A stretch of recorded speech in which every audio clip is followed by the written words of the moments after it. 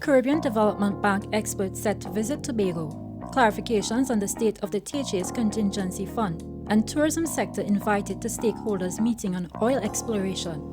Info Update. bringing you the latest News, views, and reviews. Along with responses Comments and events affecting you. brought to you by the Information Division of the Tobago House of Assembly. Experts from the Caribbean Development Bank (CDB) are set to visit Tobago to share their insights in several areas.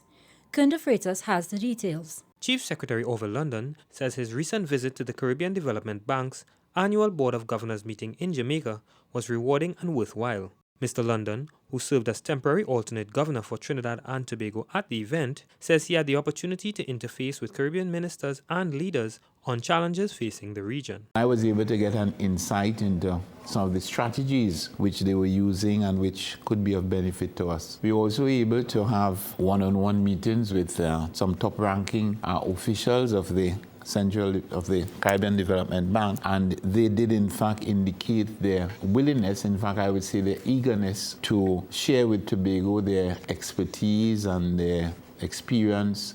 Mr. London says some of the CDB experts will visit Tobago within the next 2 weeks. What I recognize is that there is a wealth of information which the CDB has gleaned over the years, and it's not just about lending and borrowing and financial issues, it's also about sharing information.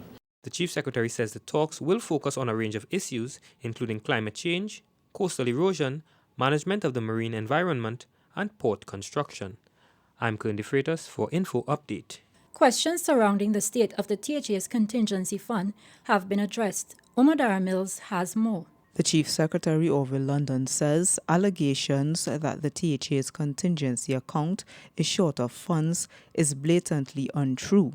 He says those aspiring to lead Tobago should ensure their statements are based on fact. I want to explain something to the people of Tobago, and I want to read what the law says. Act 40 of 1996 says, notwithstanding Section 42 of the Exchequer and Audit Act, money is appropriated by Parliament to the fund, that is the Tobago House of Assembly Fund, for the service of a financial year which remain unexpended at the end of the financial year shall be retained in the fund and utilized for the purposes of capital investment. Mr. London says this funding has been used for development projects on the island. And if we did not have those unexpended balances which became the contingencies fund, a lot of the development which is taking place in Tobago today will not take place. Mr. London says a statement from the Secretary of Finance, Joel Jack, puts the balance for the contingencies account at $59 million at the end of May 2016.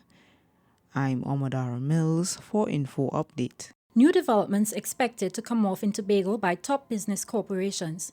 Caroline Wallace brings you this report. Chief Secretary Orville London says BHP Billiton will conduct a stakeholders information session at Speyside to discuss an environmental impact assessment on the company's oil exploration in Tobago's waters. BHP is doing some exploration wells on some deep water blocks, some outside of South Trinidad and some outside of North Tobago, the east coast of Trinidad and Tobago. The Chief Secretary says a representative of BHP Billiton will meet with contractors and tourism stakeholders on June 9th at the Speyside Community Centre. There'll be, of course, opportunities for other sectors to interface and to share their recommendation with respect to this very significant event or activity. Mr. London says the meeting is important to the island's development and is inviting those interested in the issue to attend. I'm Caroline Wallace for Info Update. That's it from all of us at the Department of Information. I'm Josanne Brassi, and you've been listening to Info Updates.